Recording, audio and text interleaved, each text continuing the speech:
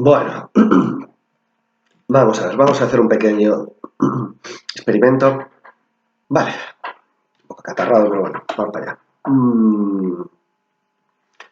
Bien, lo primero sería introducir el concepto y la definición del Estado moderno.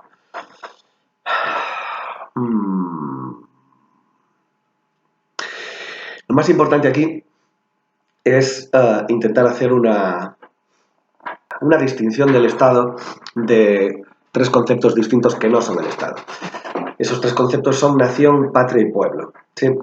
Lo que tenemos que tener en cuenta con respecto a la nación es que la nación es un concepto sociológico, no un concepto político. Y podríamos definir la nación como la comunidad de individuos asentada en un territorio determinado con lengua, etnia, historia y cultura comunes. Una nación puede estar fraccionada en varios estados o un estado incluir varias nacionalidades. Vale.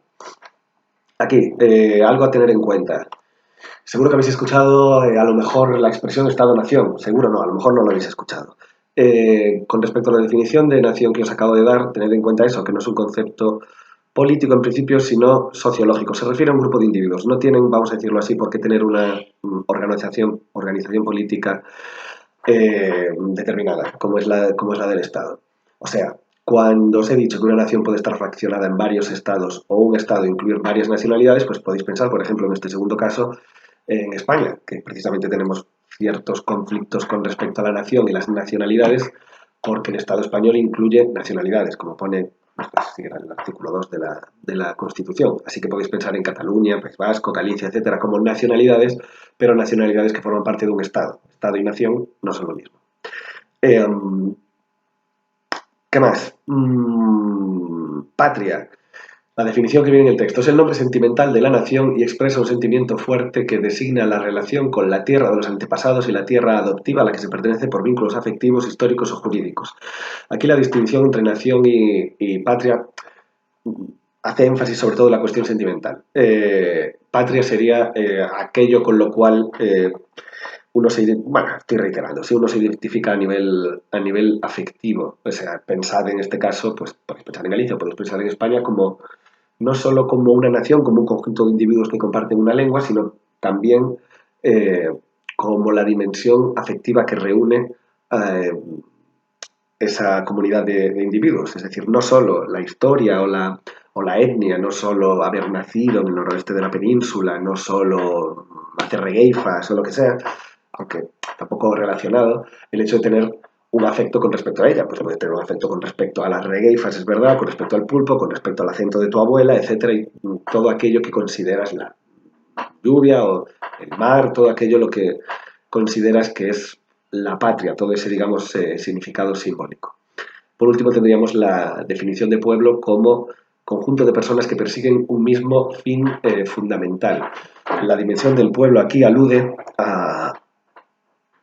a lo que podemos llamar una especie de destino común. Es decir, en este caso el pueblo, si queréis, tiene una proyección más a futuro.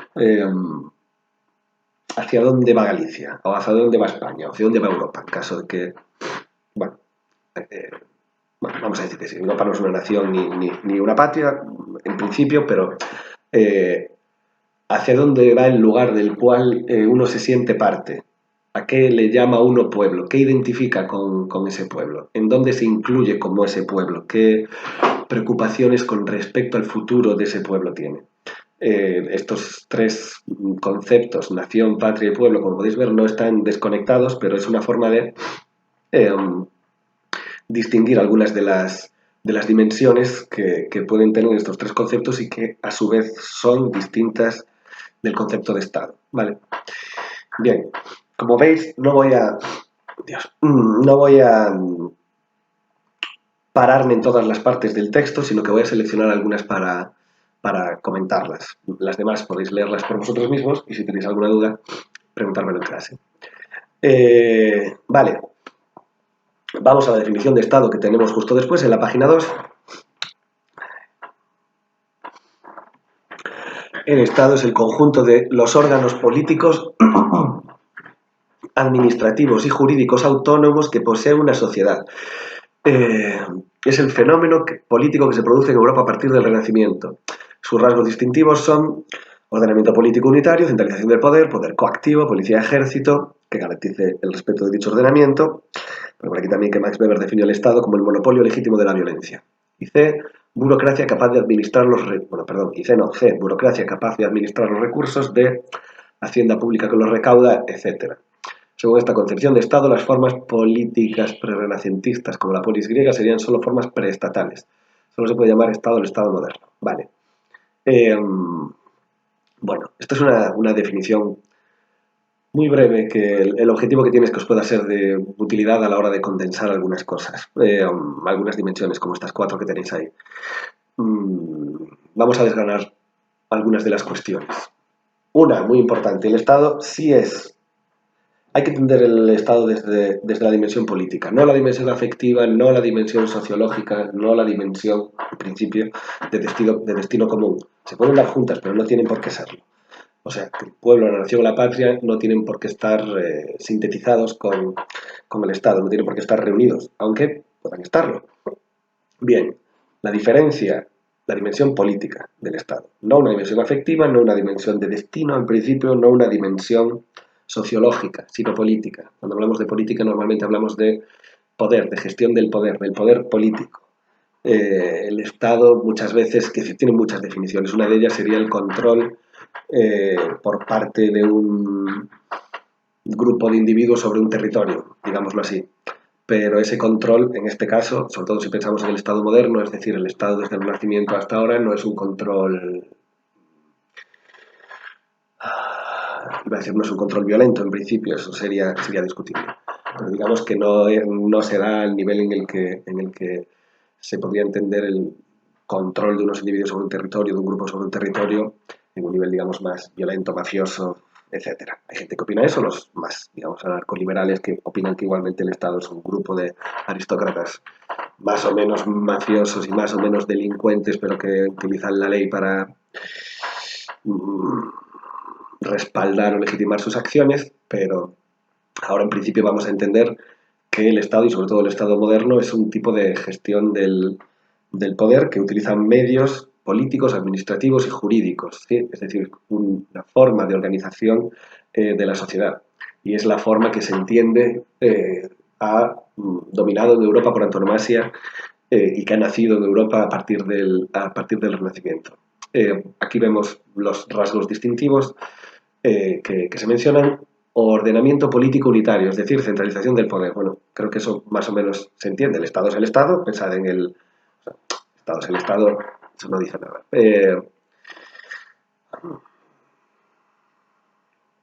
El Estado no es una forma de poder dispersa, sino que está centralizado. Pues pensad en España, en el gobierno, pensad tanto en los ministros como en los jueces, si queréis, como en los profesores, como en los sanitarios, pensad en los empleados públicos. No todos ejercen el poder como el gobierno, vamos a decirlo así, pero todos forman parte del Estado. Y hay unas normas jurídicas que son las que se tienen que obedecer y emanan de un centro común. Pensad, por ejemplo, en la conexión también del rey o de la monarquía con el Estado, en este caso en el Estado español. La segunda dimensión, el poder coactivo. El poder coactivo ejemplificado en la policía, el ejército, etc. Es decir, la fuerza. Pues eso, policía, ejército, pensad en los jueces. El hecho de que alguien vaya a la cárcel es porque hay una policía y la policía tiene un poder coactivo. Tú no quieres, la policía te pille, pero te pilla, tiene la fuerza, tiene las armas, tiene, etc. Para poder obligar a los ciudadanos a respetar la ley y ese poder. La definición que aparece aquí de Max Weber como el monopolio legítimo de la violencia, pues es también una definición muy clásica que ha de entenderse un poco en este sentido. Es decir, que el Estado usa la violencia, pero la violencia legítima. Es el monopolio legítimo de la violencia, es decir, es el único ente, el monopolio, los únicos que pueden utilizar legítimamente, es decir, permitiéndolo los demás, no de una manera violenta o arbitraria, sino legítima, la violencia. Aquí ya cabría discutir las personas que estén de acuerdo o no con lo que hace o no hace el Estado lo que se entienda por legítimo, porque hay una distinción que se suele utilizar muchas veces, que es la distinción entre legal y legítimo. El legal sería lo que pone la ley, legítimo sería lo que nos parece justo, coincida o no con la ley, por decirlo así. Entonces, lo bueno que tendría el Estado, si una sociedad respeta dicho Estado lo suficiente, es que entiende que la violencia que emplea es legítima, que entiende que el policía que cachea a alguien lo hace legítimamente, aunque emplee una pequeña violencia al, digamos, poder parar a una persona por la calle que en principio a lo mejor no ha hecho nada y hacerle determinadas preguntas, algo que no aceptaríamos de un viandante cualquiera. O que si alguien ha entrado a una tienda a robar, un policía pueda perseguirlo, darle con una porra o ir corriendo detrás de él y, yo qué sé, hacer la zancadilla, que caiga, reducirlo físicamente, que lo hagan 2 o 3 personas. Se entiende que eso es legítimo en la medida en que hay una serie de normas que la ciudadanía respeta y que hacen que dentro de esas normas hay una cierta violencia que entendemos que solo puede ser dispensada por el Estado y que delegamos en ese Estado, en ese árbitro, en ese, vamos a decirlo así, juez, en la medida en que no es una de las partes en conflicto cuando se da algún tipo de situación en sociedad, pues entendemos que ese juez, que esa tercera parte, el Estado, puede emplear la violencia de manera legítima y que solo el Estado puede emplear la violencia legítima. Así que hay presupuesta, es algo que se puede ver en las distintas teorías que hay sobre el Estado, una cesión, o sea, una de las formas de interpretar el poder del Estado es como una cesión de los integrantes de la sociedad a ese ente político para que pueda emplear esa violencia. Bien, hay por supuesto quien opina que eso no se ha producido esa cesión y que es un poder despótico. Eso serán las personas que sean más contrarias al Estado. Vale. Otra característica, burocracia capaz de administrar los recursos. La burocracia es burocracia, buró, viene del francés y es mesa, y cracia es poder, es como el poder de la mesa o el poder del escritorio. La burocracia, pues, es el poder de aquellas personas que forman parte del Estado. El escritorio es una metáfora de que son personas que no tienen poder, digamos, con una espada, o no tienen un poder religioso porque digan cosas que vienen de Dios, sino que tienen, digamos, el poder de la ley, y se entiende que la ley es una ley escrita y que la mesa, el buró, es el lugar donde se escriben las leyes, por decirlo así. Como podéis ver, como digo, es una metáfora de un poder sentado, de un poder, vamos a decirlo así, tranquilo, no violento, de un poder no extramundano, no religioso, no trascendente, que no viene de otra parte, sino que viene de leyes, que vienen de procesos culturales que asumen que existen mesas, que la gente escribe cosas en mesas y que una de las cosas que se escriben en las mesas son leyes y que no hay ley ni hay burocracia si no se ha escrito la ley. Y para poder escribir una ley, además de que haga falta un papel y algo con escribirla, pues en principio hace falta una mesa. Estoy diciendo tonterías, pero creo que me entendéis con respecto a entender la metáfora de dónde viene la burocracia. Sobre todo como digo, si lo comparamos con el tipo de poder que podrían tener otras personas. El mismo autor del que se hablaba antes, Max Weber, pues hablaba de distintos tipos de poder. Un poder, por ejemplo, tradicional, un poder carismático. El poder tradicional sería el de las normas que hemos heredado, o sea, más o menos racionales independientemente de su racionalidad o legitimidad, o el poder carismático sería el poder que tiene alguien, pues pensar en el poder que alguien puede atribuirle a una persona, a un político, a Santiago Abascal, a Pablo Iglesias, a Pedro Sánchez. Ese tipo de poder carismático estaría vinculado a una persona. Creer que Pablo Iglesias o Pedro Sánchez o Santiago Abascal, ellos mismos, su individualidad tiene algún tipo de poder que no es transferible a ninguna otra persona, sino que forma parte de ellos, que hace que sean atrayentes y provoquen admiración y, digamos, entre comillas, iba a decir sumisión a lo mejor no, pero que tengan adeptos que les siguen a ellos por sus ideas, pero a ellos también. O sea, las mismas ideas en otras personas no serían lo mismo, ese sería un poder carismático. El poder burocrático es un poder impersonal. Las leyes escritas no dependen de quién las escriba. Las leyes escritas dependen de estar escritas, de que no las haya escrito una persona, o sea, claro que las ha escrito alguna persona que ha tenido que empuñar el bolígrafo o la pluma, pero su autoridad radica precisamente en estar desvinculadas de cualquier persona, de que su, digamos, legitimidad y su valor legal y su autoridad deben de ser normas justas que trascienden el flujo directo personal de alguien para ser la influencia que tiene la propia escritura impersonal de una norma.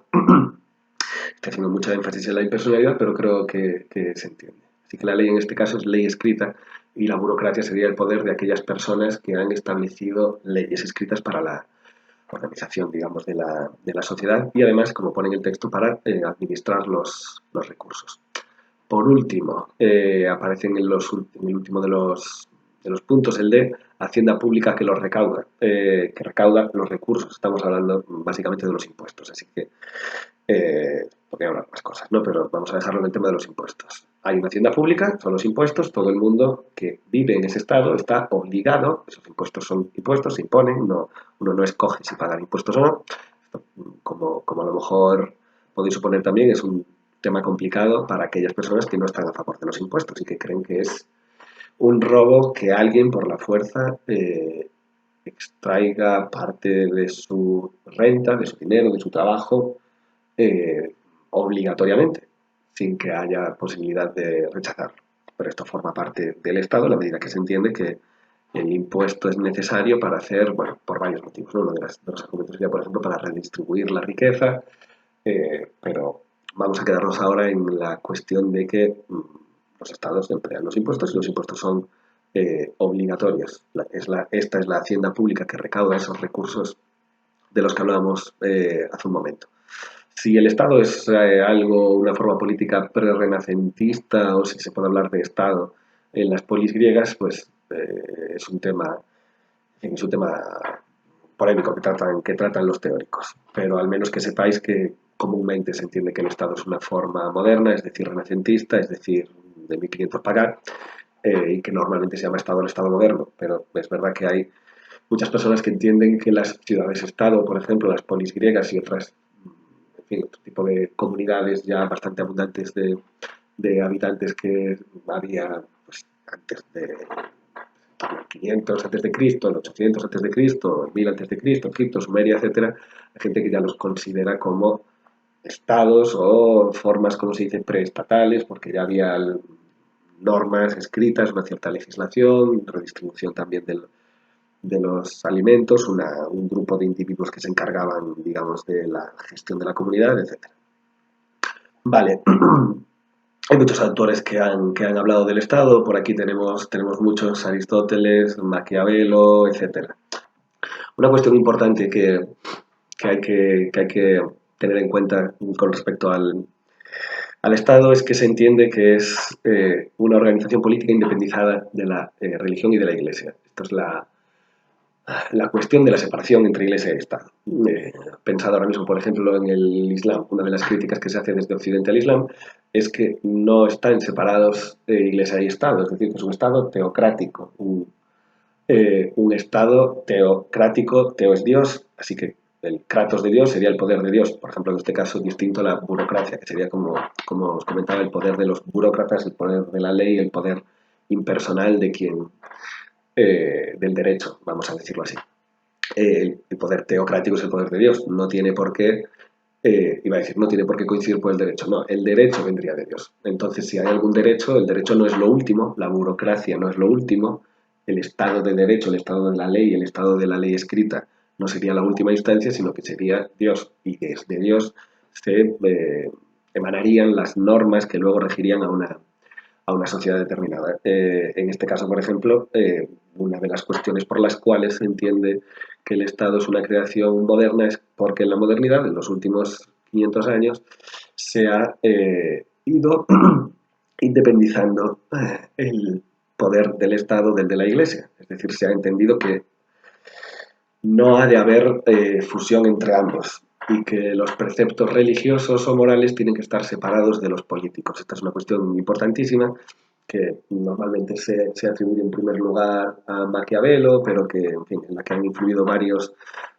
autores a la hora de entender que, como decía, que la gestión del poder no tiene por qué ser una gestión moral ni tiene por qué estar influido por ella. Y no solo, digamos, moral, sino en este caso religiosa. O sea, que el papado y las normas de la Iglesia, la institución Iglesia es un tipo de institución distinta que distinta de la institución estatal. Bien, aparece por aquí, por el medio, la obra más importante de Maquiavelo, que es el Príncipe. Sobre la que a lo mejor hacemos algún apunte más tarde. Y aparece también la dimensión, digamos, protectora del Estado, la dimensión en la que se entiende que el Estado es un ente que ha de cuidar a los ciudadanos y defender sus libertades, que es lo que, como decía antes, se ha llamado Estado de Derecho, o como aparece aquí en estos apuntes, Estado protector de las libertades públicas, etc. Bien. Tenemos también algunas posturas que critican al Estado, como el anarquismo y el marxismo. Bueno, en líneas generales, tanto una como otra postura entiende que el Estado es aparece aquí tal cual, un instrumento de opresión al servicio de una clase social. Pues en el caso de los anarquistas, que son individualistas, entienden que la gente ha de asociarse libremente y que no tiene por qué obedecer a normas estatales que se imponen coactivamente. Y que uno no tiene, básicamente, que no tiene por qué comulgar con los principios estatales, no tiene por qué... que lo mejor es, como aparece en el texto, asociarse libremente y que formar parte a la fuerza de algo como es el Estado es una cuestión, digamos, inmoral, que es una cuestión de opresión, que uno no tiene posibilidad de salirse del Estado, igual que ninguno de nosotros ha tenido, digamos, la posibilidad de no tener un DNI, ni nuestros padres de censarnos, ni tenemos opción a estar en desacuerdo con que haya policía o cárceles a las que podemos ir si hacemos determinadas cosas. Todas esas normas, entendidas desde un punto de vista anarquista, son normas impuestas de manera coactiva, violenta, forzosa, por parte del Estado. Por eso los anarquistas, que además en muchas ocasiones son individualistas, entienden que de cara, digamos, a la felicidad de la humanidad o de distintas sociedades, lo mejor sería la libre asociación, que alguien pueda asociarse con otras personas y al mismo tiempo, si en algún momento quiere desasociarse de ellas, hacerlo, y hacerlo, como digo, en base a la propia voluntad de las personas que así lo deseen, no por obligación. El marxismo, por su parte, bueno, entiende que el Estado es problemático porque forma parte porque está integrado por una aristocracia burguesa que tiene intereses distintos a los del proletario, es decir, hay dos clases sociales en pugna, que son proletariado y burguesía, y que en este caso el Estado burgués, las normas que tiene, los intereses legales y económicos a los cuales sirve, son contradictorios con los intereses que tiene, en este caso, el proletariado, es decir, las personas desposeídas o sin dinero, entendiendo que el Estado es una forma de extracción del trabajo por parte del proletario. Es la contradicción que se suele entender entre trabajo y capital, donde el trabajo es, como digo, los intereses de los trabajadores, la fuerza productiva de las personas que ponen su vida y su esfuerzo diariamente para salir adelante, y el capital, en este caso, si se entiende que hay una forma de capitalismo que está vinculada al Estado, que muchas veces se recoge en la fórmula capitalismo de Estado, pues se entiende que el Estado, en vez de ser un ente protector y cuidador de las personas que forman parte de él, pues es un ente expoliador de ellas y es un ente con intereses propios, y esos intereses se esconden, digamos, en la legalidad, en el tipo de derecho que se hace, en el tipo de derecho, por ejemplo, laboral que se hace, en el tipo de normas que hacen que los oprimidos, los proletarios, sigan siendo oprimidos por los capitalistas. Así que en este caso había una especie de coaligación, de unión, de fusión entre capitalistas, gente que tiene la empresa privada, y quienes forman parte del Estado como ente público, de manera que se, digamos, apoyen mutuamente. de forma que el Estado pueda hacer normas que convienen a los capitalistas, entendiendo que hay capitalistas fuera del Estado, y que al mismo tiempo los capitalistas puedan influir sobre quien está en el Estado, de forma que los presuntos servidores públicos, en vez de servir al pueblo, a la ciudadanía, estén sirviendo a los intereses de esas personas, de la gente rica, de las empresas, etc. En el caso del marxismo, pues se entiende que hay que intentar, digamos, minimizar o hacer desaparecer el Estado, pero eso ha de pasar por un momento intermedio, que sería el de la ocupación del proletariado de ese mismo Estado. Es decir, que primero hay que hacerse con el Estado, lo que se llama dictadura del proletariado, es decir, echar a los burgueses del Estado, que haya un momento de transición del Estado proletario, pero luego intentar terminar con ese Estado, entendiendo de una manera hasta cierto punto semejante al anarquismo, que es un instrumento de dominación y de poder. Aquí hay una pequeña alusión a un filósofo que no tenéis por qué, digamos, quedaros con su nombre ni nada, que es Jesús Mosterín, que es, en estos apuntes lo que se dice sobre él viene a simplemente... Lo que se dice sobre él viene a retratar una postura distinta a las que hemos visto hasta el momento. Que entienden que efectivamente es una postura, si queréis, un poco más cercana al globalismo o al liberalismo. Desde esta postura se entiende que los estados dificultan, debido al control que tienen sobre el territorio, dificultan la libre circulación de bienes, ideas, servicios, personas, etc. Es decir, que los estados, y hasta cierto punto estos, es cierto históricamente, pues han tenido fronteras muy cuidadas, separadas, a las cuales era difícil transitar. Es decir, eran lugares mucho más estancos de los que son hoy en día. Menos, por ejemplo, en Europa, si pensáis en la Unión Europea, pues podéis ver ya hasta qué punto el nombre Unión Europea entiende o busca que se produzca una unión entre los países de Europa, y por eso hay una moneda común, por eso cualquiera de vosotros puede irse a Francia si quiere, o a Inglaterra sin que haya gente armada en la frontera pidiéndote cosas, eh, etcétera. Pidiéndote cosas, ¿me entendéis? ¿No? Identificación, hay una erosión de la imagen del extranjero como persona que forma parte de otro país y de otro estado, para intentar sumar esos estados en una, podríamos decir, federación común o unión común, una especie de Estados Unidos de Europa, en los que la dimensión estatal está reducida de manera que los países de la Unión Europea, esto también ha sido así en un primer lugar en torno a los años 50, se puedan apoyar sobre todo económicamente.